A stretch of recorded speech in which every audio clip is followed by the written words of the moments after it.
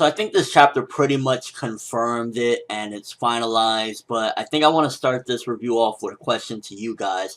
Do you think that this chapter solidified, in a sense, the ending of any possibilities of Saku, basically Sakura and Sasuke ever getting together again? In my eyes, it's done, it's never happening, and that's it. But I'm really curious to see what you guys think, because this has been a huge thing, a part of the fandom for a long time, and to see it like this, it kind of seems as though, yeah, it's just not happening, and the ship has sailed into the darkness. Let's go, people.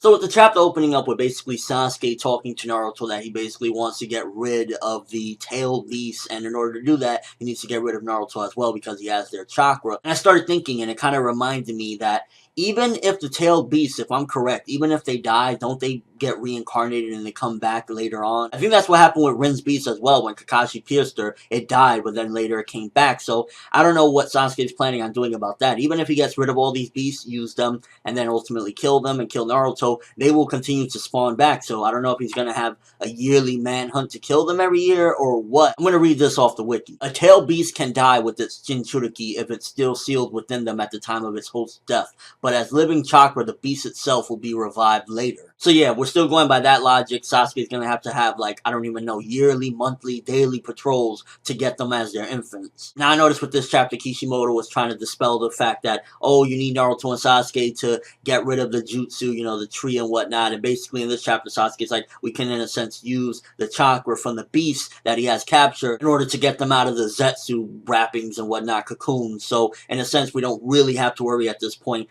regarding the whole Naruto and Sasuke needing to unseal them, although I don't know if he meant that he can use his half of the chakra with the beast after he kills Naruto, or he can just use the beast in general. And two things, for starters, Kakashi, fucked up as ever, so this was setting up, he can't do absolutely anything. He doesn't have his eyes anymore. Well, he has normal eyes now, and yeah, he is beyond right now. Nothing is going to save him. So Kakashi ain't doing nothing to stop this fight or help out in any which way. That was clarifying that with this week's chapter. But Sakura making her final plea. If only she would have finally told Sasuke, fuck you, you piece of fucking shit. But I guess at the end of the day, what the heart wants, right? So she made her final plea, and I feel like this chapter, in all honesty, it just cut it. That's it. It's never happening again. It's either going to be Narusaku or Naruhina. That's it. I think that Sasuke at this point just really clarified. Even if he survives through all this, he doesn't want her. And there are some things to talk about. For starters, he says, I don't see what she likes about me, and honestly, I'm not interested in her at all. So as far as romantically, he doesn't want her. He just doesn't want her. Maybe he wants some big, busty Hyuga.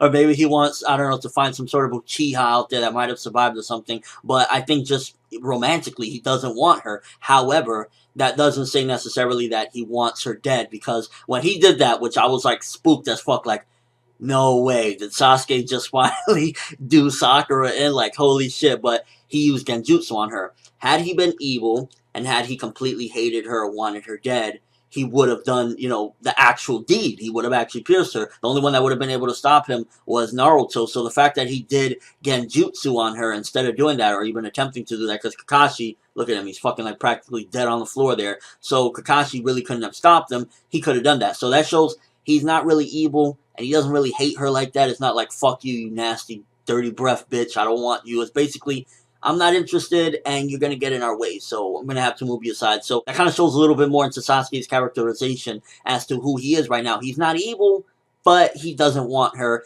and he will still do things like that. And it was very reminiscent and nostalgic going into the way he did it, where he basically said, you're a huge annoyance, kind of how he told her she was annoying in part 1 in the very beginning. So I felt like that was a nice homage and a nice salute to that, and just kind of showing, at the end of the day, Sasuke doesn't want you, Sakura. And to be honest, I was hoping that Sakura would have just finally said, fuck you, you know, that's it, I'm done chasing after you. But the way it went down, it just, I felt a bit sad for her, I'm not going to lie, because, you know, I'm sure anybody that's ever been rejected, you know that it hurts really bad. It does. And then for this guy that she's been in love with for 2 years, probably more since she was younger than that, to, you know, kind of just tell her like that. And then not only that, but play some fucking mind rape game on her, piercing her through the chest, like, Damn. And this chapter was playing a lot on the nostalgia as well, with Naruto mentioning the promise he made to Sakura to bring Sasuke back.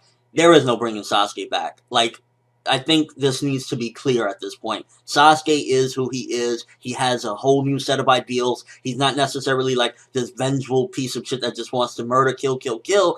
But he's not coming back. The old Sasuke is gone, and I think metaphorically that just can't ever be accomplished. Like, Sasuke's changed and he's gone through a lot since they made that promise back in the end of part 1. So realistically, he cannot accomplish that promise. At first I was a little bit thrown off, like, why the fuck are we seeing Madara's corpse? And for a second there I thought he was still alive. Like, it looked like he was reaching out like, no, don't leave me. But apparently it was just kind of to symbolize like the love that people lose and how strong it is. And Madara was driven by the love of, you know, losing his younger brothers, and then kind of what happened with him and Hashirama. I ain't gonna lie, felt a little bit like, huh? What are you trying to say, Sage? When he was like, I want him to find a love different from what he had for his mother. And he was kind of like saying the same thing for Naruto. It's like, I'm pretty sure it's not that, but it definitely kind of felt a little bit like, where are you going with this, Sage? What the fuck? You into some weird erotic shit? But seriously, I think what he meant was he wants him to find some sort of love for the village and love for the people as a leader, instead of like, you know, just this love in particular for like one person. Like, I love my mom. He wants him to have this proud love of everyone. And I'm not gonna lie, I felt like it was the perfect setup at the end when they went to the Valley of the End. It kind of shows Sasuke's characterization has changed. I think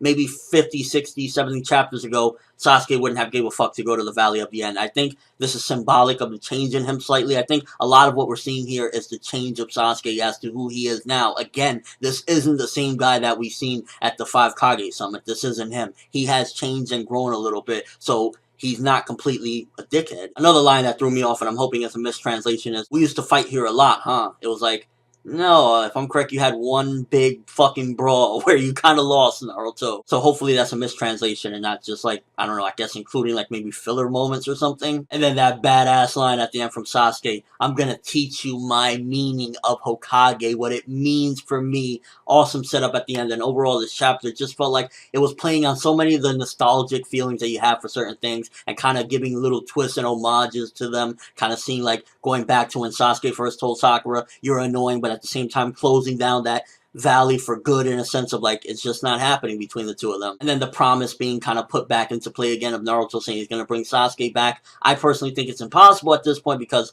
he just is a different person, but we'll see. And what do you guys think regarding the whole thing of Sasuke killing the tailed beast? Because regardless of what, when they die, they will be revived again. So how is he going to do that? Or is that just kind of like a plot hole? And overall, again, how do you feel about the whole Sasu thing that is basically not happening? Do you feel like this was it? This is finalized. He doesn't see any romantic interest in her. He doesn't hate her. He maybe cares for her in another way, but he's not locking lips. And with all that being said, I'm giving this one a 9 out of 10. A little bit less because of a couple of little of those issues, but nonetheless, great setup at the end, Valley of the End. It's like, it's almost here, man. The ending is almost here. But that's all I have for this review. Thanks for watching. Hope you enjoyed. If you liked anything I had to say or enjoy the video, drop me a like. I'd greatly appreciate it. And if you haven't subscribed, if you could do so as well, that would be awesome. I'm ForneverWorld. And as always, people, have an awesome day.